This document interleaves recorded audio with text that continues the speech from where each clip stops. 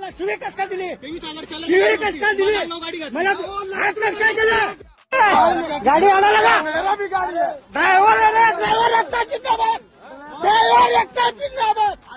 नमस्कार, रावीत भावमध्ये आपल्या सर्वांचं स्वागत आहे.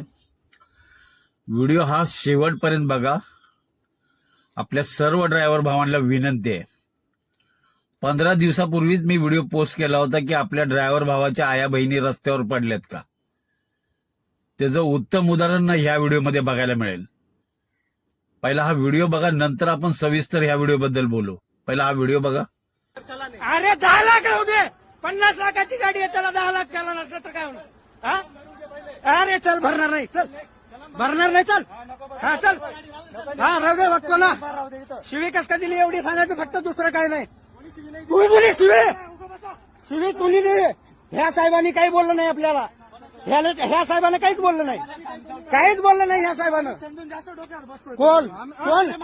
अरे मग आम्हाला किती त्रास आहे ते आमचा मला माहितीये. आमचा त्रास आम्हाला माहितीये. आमच्या आईला कसं केवढा लागतं ते आम्हाला माहितीये. लक्षात ठेवायचं फक्त. दादा मी काय बोलतोय, तू काही बोललं नाही आपल्याला. त्यांनी शिवी कस काय दिली एवढी सांग मला.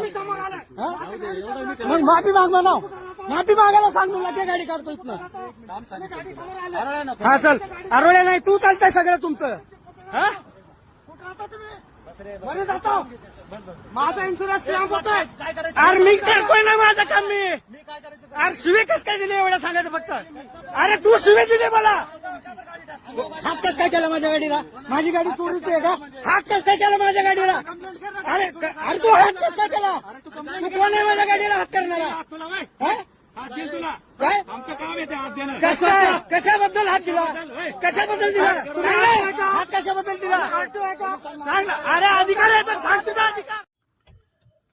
हे दळणवळण होतंय ना, भारताची अर्धी व्यवस्था 70 ते 80% हे ड्रायव्हरमुळे चालते. आणि हे दळणवळण होतंय म्हणून ना तुम्हाला रोजगार आहे, म्हणजे पोलिसांना या रोजगार आहे.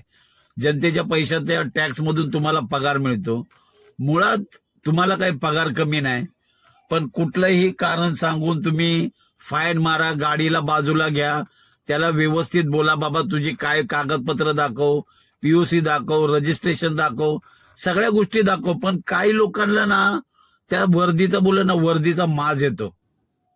आणि त्या माझापोटी ना त्याला काय वाटतं, समोरचा व्यक्ती म्हणजे ना काडी मोल आहे, म्हणजे एकदम चिंदी आहे. आणि ड्रायव्हरचं तसंच झालंय.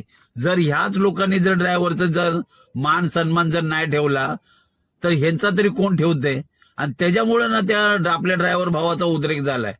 तो सरळ म्हणतो 50 लाखाची गाडी आहे ना तर 10 लाखाचा फाईन मार. पण तो आमची आई बहीण का काढतो? तो एकाच हवालदार बरोबर का बोलतो असं? दुसऱ्याला का बोलत नाही? कारण तो सरळ म्हणतो, तो साहेब म्हणतो तुमची चुकी नाही, त्या साहेबाला दुसऱ्याला बोलतो. पण ह्यांनी माफी मागितली पाहिजे. बघितलं ना, माझ्या बरोबर घटना घडली, माझी काही चुकी नसतं, माझी आई बहीण काढली त्यांनी. पण आपण खासगी गाडी चालवतो त्यामुळं मॅडम वगैरे बसले, आपण काय बोलू शकत नाही. पण सगळेच माझ्यासारखे नाहीत ना.